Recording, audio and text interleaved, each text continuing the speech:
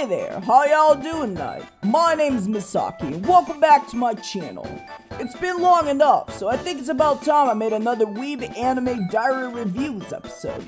This one's going to be about the anime that got me into learning about what anime really was, what the whole anime culture was, and that anime was so much bigger than just Pokemon and Dragon Ball. I'm sure all children grew up with those thoughts, right? I'm sure that even adults believe that, at least the ones in Brazil. But yeah, in this video, I'll talk about how I got into anime again, and which shows that got me into the medium, and into the concept of being an otaku. So when I first started watching anime again, I was around 16 years old. I remember it quite well. The way that I got into it was by watching random anime clips through YouTube of all places. Ah yes, only the OG weebers like myself are gonna remember those days of watching anime with 3-part YouTube videos and even missing entire chunks of an episode or just the episode as a whole.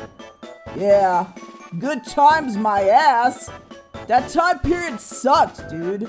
Thank God for online streaming services. I don't know how I ever survived in my teens. But besides the difficulty of watching anime, I still really enjoyed that period of discovering my love for anime. Even if the first one I ever watched wasn't the most kid-friendly content out there.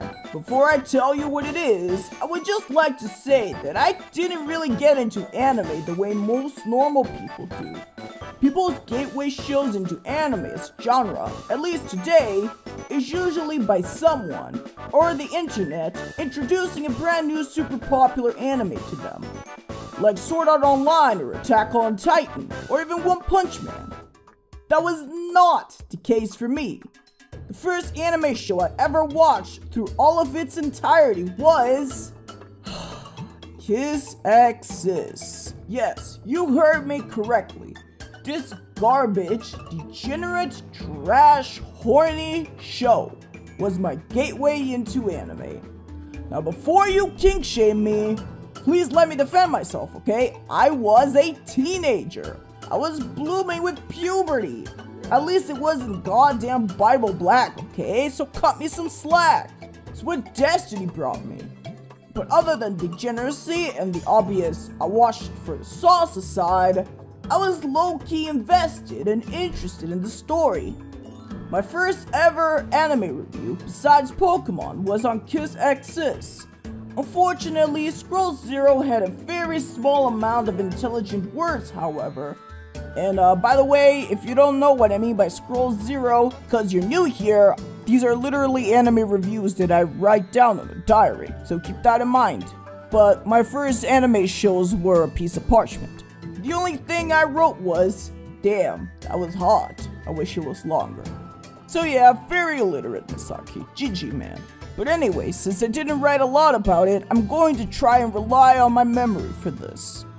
I think that KissxSis was probably just a dumb, trashy show to turn off your brain to. The first clip I ever watched was a kissing clip from episode 3. And that's always as far as they went, at least in the main show. So just stuff like kissing and your usual nudity hentai jokes with hot characters was enough for me to be satisfied and happy at that age. Which, if you think about it, it's a lot more wholesome in my opinion. I mean, come on, I knew kids younger than me that already had, you know, but that's the Latino community for ya. So in comparison, I was basically a saint. But that aside, I think it's a nice trashy show if that's what you're looking for.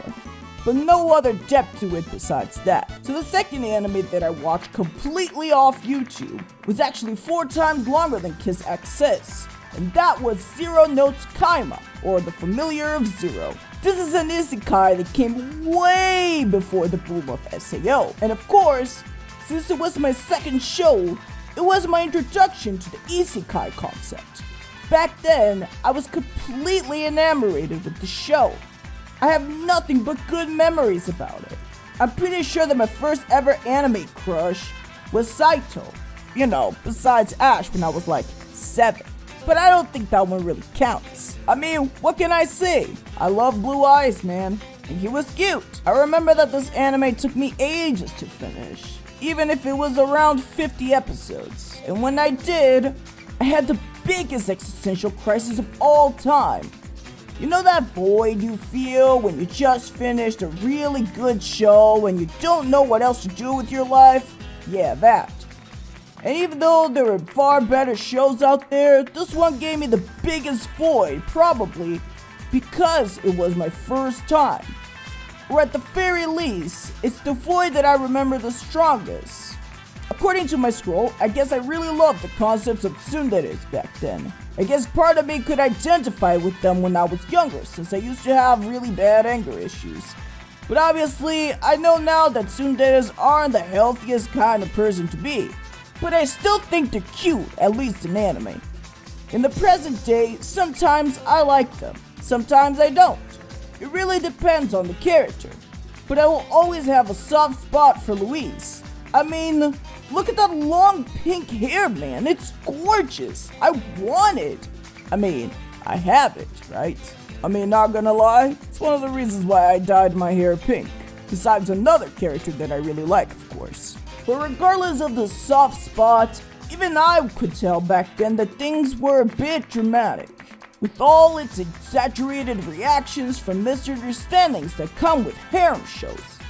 And the ending felt kind of rushed and unfinished, but it did conclude at the very least, which is a luxury that unfortunately not many anime have, which was a very hard to swallow pill for more shows I watched down the line.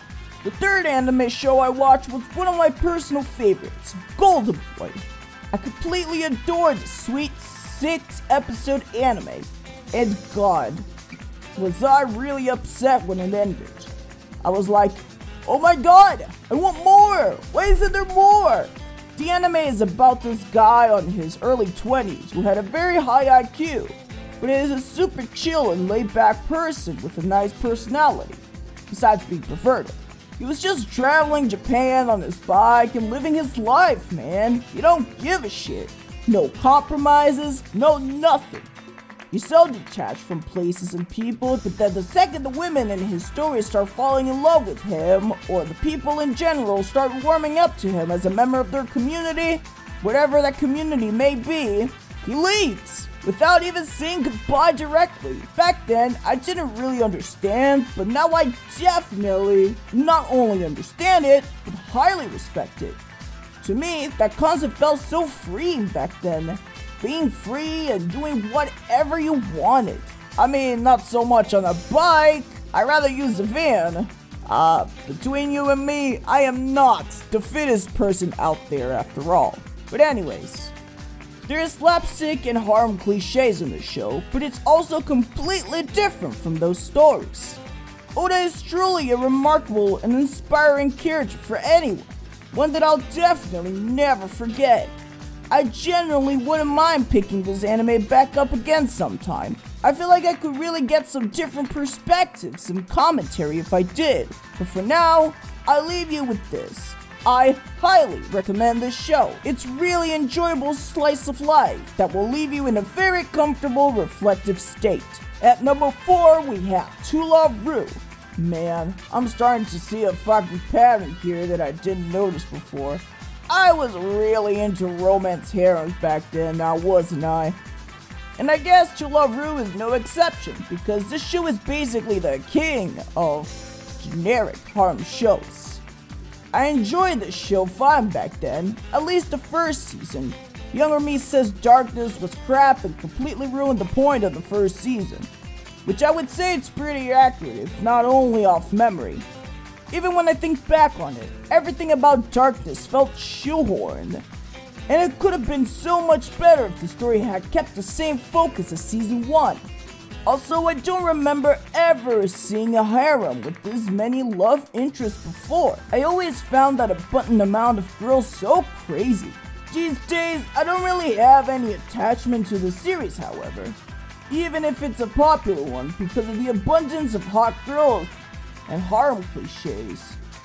It just wasn't that special, and much less the anime I saw before it called Tokimeki Memorial Only Love, which was for some reason recommended to me on a website where I watched To Love Ru. All I remember about it is that it's a high school romance about some perfect chick and some imperfect dude that thought she wasn't worthy of the main girl or something. Besides that, I don't remember jack shit. But for good reason. It seems like in my scroll I said it was okay, but definitely the most boring anime I've seen so far. If that isn't a testament to the fact that younger me watched everything that came across their path, then I don't know what is. Now, to finally take a breather from all the damn romance shows I watch, let me tell you about a cute little anime about a little squid girl trying to take over the world, called Shinraikyu Ikamusume. I fucking love this stupid little family-friendly slice of life show, man. It was the first one I ever watched. Just everything about the aesthetics of the show, mainly the fact that most of the time it takes place on the beach, felt so cozy and relaxing to me. The strong family bonds between the characters and all the childlike innocence in the show really made me the biggest fan of this stupid squid girl that wants to take over the world. It's such a unique slice of life compared to the others I've seen before. One of the very few that I really love. I just hope that one day soon I can eat one of those delicious plates of squid and pasta by the Japanese beach. For the last, that was the only outlier in my chronological list. Going back to romance, the next anime I watched after this one was actually my very first Yuri. And you know, that actually kinda surprises me that I watched a Yuri before a yaoi, but I digress. I actually have really good and fond memories of this show called Strawberry Panic. Back then, I wasn't extremely aware of the whole concept of queerness in general. I knew it existed, but it just wasn't something I thought about much. I guess I was too focused on just being a nerd and living my life back then instead of thinking about my identity. I had various periods in my life where I did have an attraction to girls, so to me, all of it was just plain normal since I was young. So seeing this sugar-coated Yuri of girls studying at an all-women's Catholic school was nothing off-putting. It was cute, filled with fluff, and conclusive. The story and premise was more enjoyable to me than the characters, however. Which is rare for me to like a story like that, since I'm a character-driven storyteller and consumer. There wasn't anything wrong with the characters, however, don't get me wrong, but besides art style, I don't remember them much. And finally, to wrap it up, I want to talk about the all-time classic romantic story that I'm pretty sure most people know. I'll give you a hint. Queen of Tsunderes, anybody? That's right, ladies and gentlemen, the one, the only Toradora. I was obsessed with this anime back then. Taiga and Ryuji were my favorite anime couple for such a long time. And obviously I adored Taiga since, like I said, I loved Tsunderes back then. I definitely liked her more than Louise since she felt slightly more reasonable and grounded. Slightly. My only criticism that I had back then was that I thought they fell in love way too quickly. I love that this was the anime that made me see that trope, but honestly, nowadays, I don't agree with it anymore. First of all, a lot of young love comes subconsciously. It hits them like a buzz, but that doesn't mean that the love developed that fast. It just wasn't acknowledged. Taiga and Ryuji had a very long time to get to know each other, and they did. So the pacing of their falling in love makes total sense to me now. It's not a perfect show by a long shot, especially when it comes to the characters and the relationships between them. But overall, if you don't treat it as a sample of how love actually is supposed to look like, I think it's a very cutesy, funny, fluff-filled romance. I mean, come on, Ryuji was fucking dreamy, my dude. A man who can cook? Yes, please! So yeah, I've covered about 8 anime today. I think that's a good sample for the first half of my scroll. Oh, you thought this old piece of parchment was complete? Dude, there is 20 anime here, one being a movie. But that along with a couple of others I won't be talking about next episode of Weeb Diary Reviews. I think they deserve their own episodes.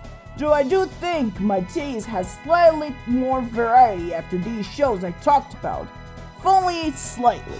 that's gonna be it for me today. Thank you all so much for watching. Like, comment, subscribe, do all that good shit to help my channel grow. Follow me on my social medias, and if you'd like, pledge a buck to my Ko-Fi page.